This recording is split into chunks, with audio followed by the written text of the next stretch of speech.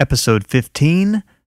You're listening to the NoGeeks Blogcast with Jeremy Phillips from kickthewebgeek.com. As we go through the process of how to set up your website using WordPress, you're going to find that you're going to be asked to provide an email address several times throughout the process. And when you set up your website hosting account as one example, and when you install WordPress, you'll be asked for an email address. When you set up your FeedBurner account that you're going to find out about later, to have email subscription and to set up an RSS feed that's iTunes compatible for your website. And then if you try to set up an iTunes podcast, just to name a few examples of when you'll be asked for an email address, you're going to be asked for this. And so you can, of course, set up your website hosting account first and then create an email address such as webmaster at whatever your website name is to use for this purpose. But I found it easier to set up a Gmail email address from the start and forward all of the email addresses that I create for the website into that account.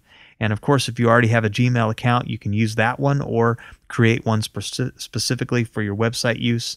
You're going to want to make sure that you set up all of the email addresses that you forward into that Gmail account to where you can also reply to where it looks like you're replying from the real email address so that they can't tell that you're using the Gmail account, so that it still looks professional and branded. But once you've done this, you can also even compose new emails from any one of those accounts that you have forwarding to it, and people are not going to know that you're using Gmail.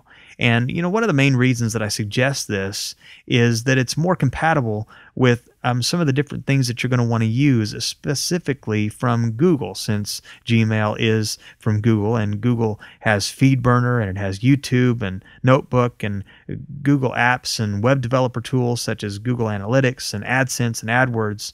And so it's easier just to go ahead and set up a Gmail email to set up the Google account to work with these other things. And you can use other email addresses to set up that account, but it's just cleaner all the way around to use Gmail, and it's easier to log into Gmail, especially on the go, than to try to log into the website hosting's email account. It's easier to use Gmail. And so this is just a suggestion that could help you to get off to a smoother start, as you will probably want to take advantage of all that Google has to offer in the process of developing your website. So set up your Gmail email address now by going to gmail.com. Thanks for listening to the audio version of the Kick the Web Geek blog. To learn how you can get a free CD containing video tutorials showing you how to build your very own website fast and nearly free, visit kickthewebgeek.com/free and enter your name and email address.